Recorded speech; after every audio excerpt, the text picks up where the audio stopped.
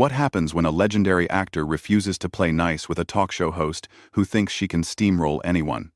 Well, you're about to witness one of the most explosive on-air meltdowns in daytime television history. Joy Behar thought she could corner Gary Oldman with her usual tactics, but she had no idea she was about to meet her match. By the end of this interview, Joy would storm off her own show, leaving millions of viewers stunned and her co-hosts scrambling to pick up the pieces. But before we dive into this incredible showdown, make sure you hit that subscribe button and drop a comment below, because you won't believe how this all went down. It started like any other Tuesday morning on The View. The studio buzzed with its typical pre-show energy as makeup artists put finishing touches on the hosts and producers ran through last-minute notes. Gary Oldman was scheduled to appear in the second segment to promote his latest film, a gritty drama about corruption in local politics. What should have been a routine promotional interview was about to become television gold. Joy Behar sat at her familiar spot at the table, coffee in hand, already armed with what she considered her killer questions. She had done her homework. Or so she thought. Gary Oldman's filmography was extensive, spanning decades of transformative performances. But Joy had zeroed in on something else entirely. She was fixated on some offhand comments Oldman had made months earlier in a British interview about the current state of American politics. As the show returned from commercial break, Whoopi Goldberg smoothly introduced their guest. Gary Oldman walked onto the set with his characteristic quiet confidence, waving to the audience before taking his seat. The applause was warm and genuine. The audience knew they were in the presence of true talent. "Gary Oldman, everyone," Whoopi announced as the applause died down. "Thank you so much for being here. We're excited to talk about your new film." "Thank you for having me," Oldman replied in his measured English accent. "It's a pleasure to be here." The conversation started innocuously enough. Whoopi asked about his preparation for the role, and Oldman spoke eloquently about the research he had done, the people he had met, and the importance of telling authentic stories about power and corruption. The other hosts chimed in with thoughtful questions about his process and the film's relevance to current events. Then Joy Behar leaned forward, that familiar glint in her eye that regular viewers knew meant trouble was brewing. "Gary, I have to ask you about something," Joy began, her voice taking on that prosecutorial tone she reserved for guests she wanted to corner. "A few months ago, you made some comments about American voters that I found pretty concerning. You suggested that people here don't really understand the issues they're voting on." The studio fell silent. Oldman's expression remained neutral, but those who knew him well might have noticed the slight tightening around his eyes. "I'm not sure I follow," Oldman replied calmly. "Could you be more specific about what comments you're referring to?" Joy pulled out a printed sheet of paper, clearly prepared for this moment. "You said, and I quote, that American political discourse has become so polarized that voters on both sides often make decisions based on emotion rather than facts. That sounds pretty condescending to me." Oldman took a measured pause before responding. "Well, Joy, if you're going to quote me, perhaps you should provide the full context. That interview was about the responsibility of artists to present complex issues in nuanced ways, not to make sweeping judgments about entire populations. But you did say it," Joy pressed, her voice rising slightly. "You can't deny that." "I'm not denying anything," Oldman replied, his tone remaining steady but with an edge creeping in. "What I'm suggesting is that taking a small portion of a much longer conversation and presenting it without context is exactly the kind of thing that contributes to the problem you seem concerned about." The tension in the studio was palpable. The other hosts exchanged glances, unsure whether to jump in or let this play out. The audience sensed something significant was happening. Joy wasn't backing down. "Context or no context, Gary, you're a guest in our country, promoting your movies, making your money here, and then you go overseas and criticize how Americans think and vote. Don't you think that's a little hypocritical?" That's when Gary Oldman's demeanor shifted. The politeness remained, but there was steel underneath now. A guest in your country? Oldman repeated slowly. I've paid more in taxes to this country than most people see in a lifetime. I've raised my children here, built a life here, contributed to communities here. The idea that having a British accent makes me some kind of outsider looking in is not just wrong. It's frankly insulting. The audience began to murmur. Some were clearly uncomfortable with Joy's line of questioning, while others seemed energized by the conflict. Joy realized she had struck a nerve, but instead of backing down, she doubled down. I'm not saying you're not welcome here, Gary. I'm saying maybe you should be a little more grateful for the opportunities America has given you, instead of criticizing the people who made your success possible. Grateful? Oldman's voice remained controlled, but the word carried weight. Joy. Gratitude doesn't require silence. In fact, I'd argue that real gratitude, the kind that comes from genuinely caring about a place and its people, sometimes requires asking difficult questions and having uncomfortable conversations. Whoopi tried to interject. Maybe we should talk about the film. But Joy was on a roll now, convinced she had the moral high ground. That's a nice way to put it, Gary. But what I heard was you talking down to American voters like we're all too stupid to understand what's going on in our own country. Gary Oldman set down the water glass he had been holding and looked directly at Joy. When he spoke, his voice was quiet, but carried clearly throughout the studio. Joy. I've sat through a lot of interviews in my career.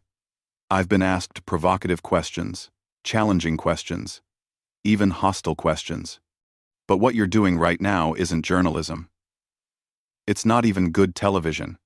You've taken a thoughtful conversation about the role of media in democracy, stripped it of all context, and turned it into a weapon to attack a guest on your show.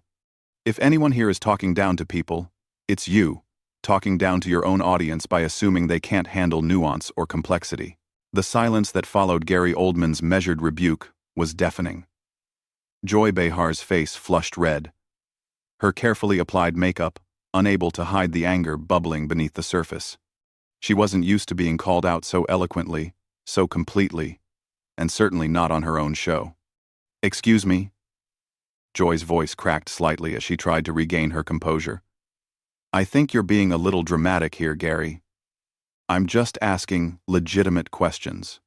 Gary leaned back slightly, his expression remaining calm but his eyes never leaving Joy's face. Dramatic? Joy, you've accused me of being ungrateful for working in America, suggested I'm some kind of foreign interloper, criticizing your voters, and misrepresented my words to create a controversy that didn't exist. If that's your definition of legitimate journalism, then perhaps we have very different standards. The other hosts were squirming in their seats.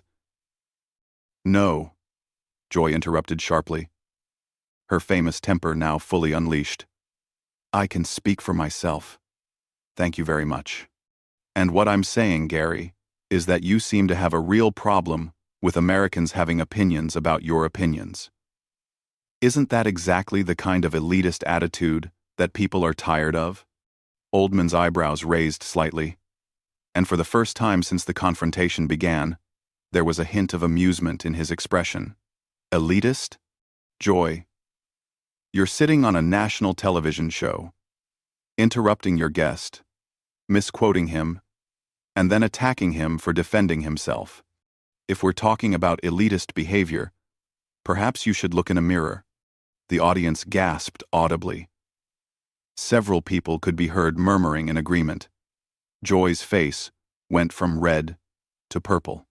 How dare you, she hissed, leaning forward aggressively. You come on our show, our platform, and have the nerve to lecture me about journalism? I've been doing this longer than you've been making movies in this country.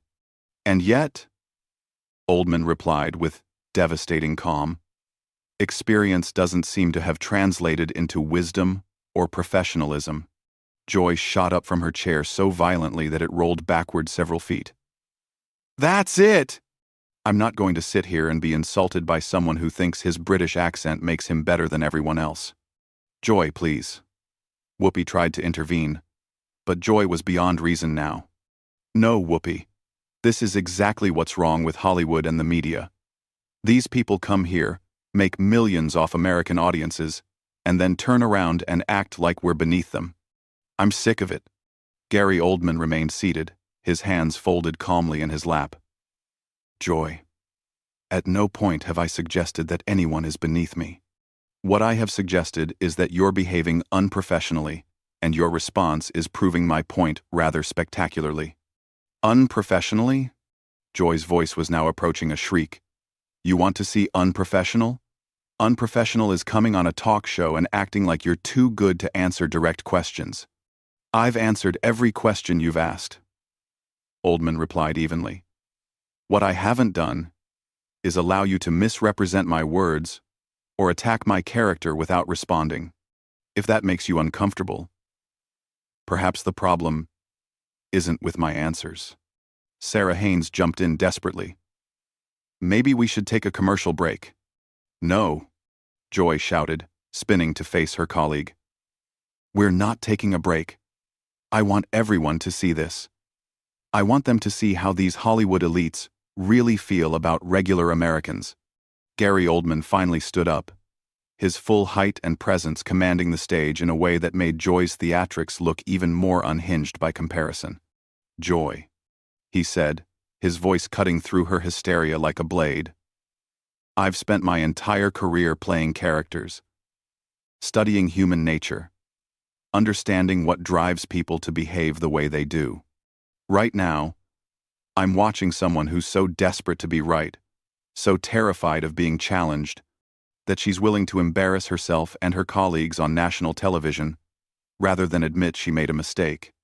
I didn't make any mistake, Joy screamed, spittle flying from her mouth. The mistake was booking you on this show in the first place.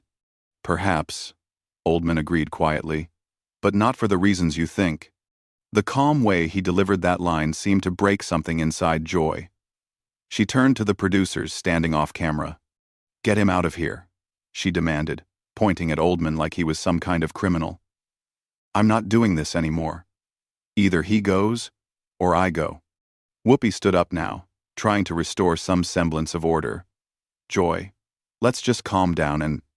Don't tell me to calm down, Joy whirled on her longtime colleague. Are you taking his side too? Is everyone here going to let this man come on our show and disrespect me? Gary Oldman spoke quietly to one of the producers. I think it's best if I leave. This clearly isn't productive for anyone. Oh, so now you're the victim? Joy laughed bitterly. Run away, Gary. Go back to your British friends and tell them how awful the Americans were to you. I'm sure they'll love that story. Oldman paused in gathering his things and looked directly at Joy one final time. Joy, I came here to talk about a film that deals with corruption and the abuse of power. I had no idea I'd be getting such a vivid demonstration of both. That final comment sent Joy over the edge completely. Get out! Get out! She screamed, her voice echoing through the studio. Security!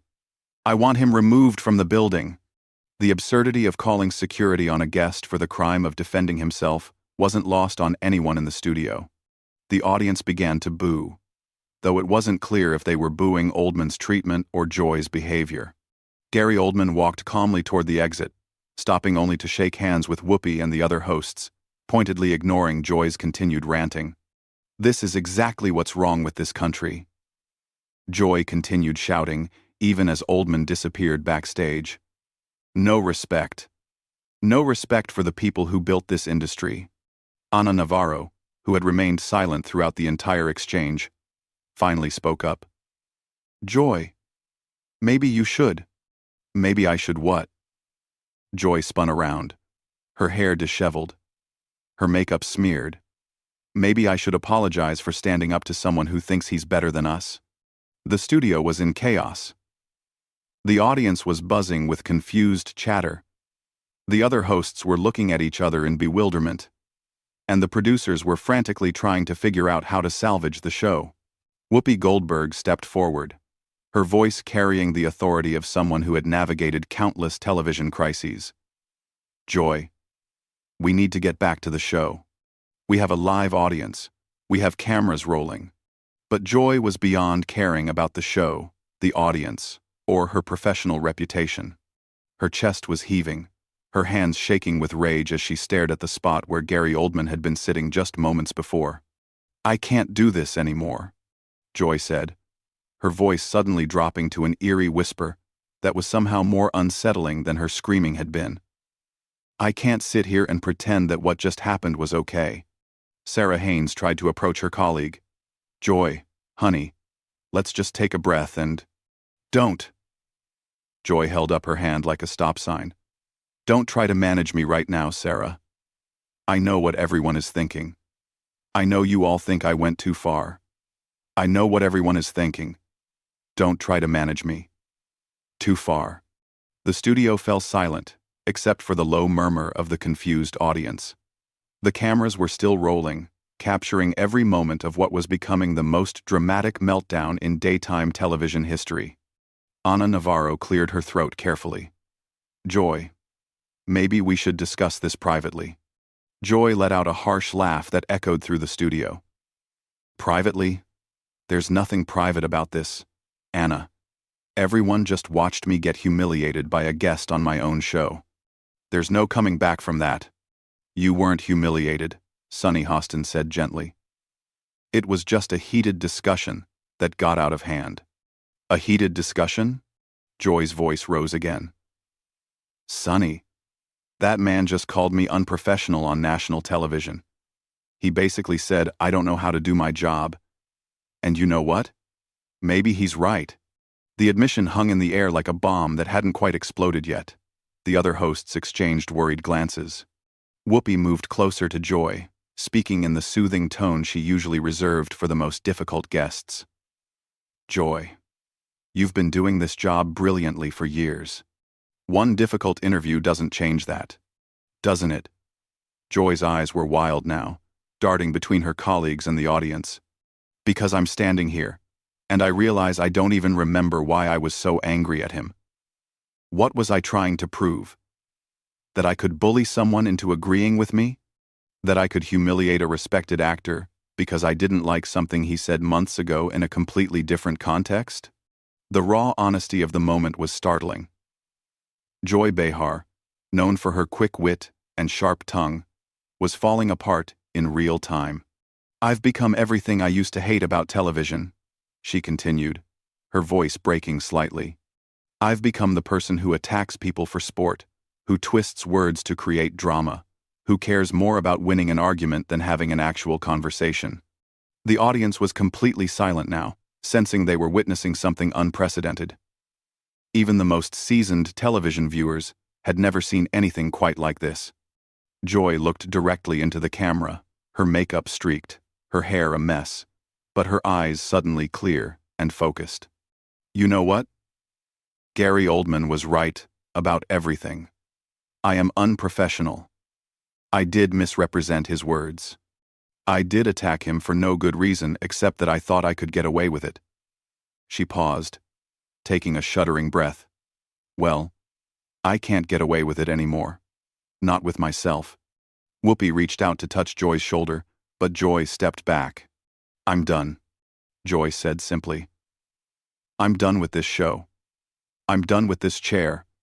I'm done pretending that what we do here most days is anything more than glorified gossip and manufactured outrage." "Joy, you're upset." Anna tried to reason with her. "Let's go backstage. Take a few minutes." "No," Joy said firmly, beginning to unhook her microphone. "There's nothing backstage that's going to change what just happened out here. There's nothing that's going to change the fact that I spent 20 minutes trying to destroy a man's reputation because I was too lazy to understand what he actually said." She pulled the microphone pack from her belt and set it on the table with a decisive click. "Ladies," she said, addressing her co-hosts with a formality that felt like a final goodbye. "It's been an honor working with all of you. But I can't sit at this table anymore knowing that I've become the kind of person who attacks people for having thoughtful opinions." Sonny stood up quickly. "Joy, please, let's talk about this. You're making a decision in the heat of the moment." "Am I?" Joy asked. And, for the first time since the confrontation began, she seemed genuinely calm. Because it feels like the first clear decision I've made in years. She turned to face the audience directly, many of whom were now standing, unsure of what was happening, or how they were supposed to react. To everyone who's watched this show, who's supported me over the years, I apologize. You deserved better than what you just witnessed. You deserved a host who could have an intelligent conversation with a guest without turning it into a personal attack. She picked up her purse from beside her chair and started walking toward the exit. Whoopi called after her desperately. Joy! Joy! Wait! But Joy Behar didn't stop. She didn't look back. She walked off the set of The View with the same determination she had shown throughout her career. Except this time, she was walking away from everything she had built. The cameras kept rolling as the remaining hosts sat in stunned silence, looking at Joy's empty chair as if they couldn't quite believe what had just happened. Finally, Whoopi turned to the camera with the professionalism that had made her a legend. "We'll be right back," she said quietly, and the show cut to commercial. But everyone knew that when they came back, The View would never be the same again. Joy Behar had quit on live television, brought down not by scandal or controversy, but by a moment of brutal self-awareness triggered by a guest who refused to be bullied. The empty chair at the table would become one of the most talked-about images in television history, a reminder that sometimes the most dramatic exits come not from anger, but from the sudden, devastating clarity of seeing yourself exactly as you really are. So what do you think? Was Gary Oldman right to stand his ground? Or should he have just played along with Joy's line of questioning? Drop your thoughts in the comments below, and don't forget to subscribe for more incredible stories from the world of television. The drama never stops, and neither do we.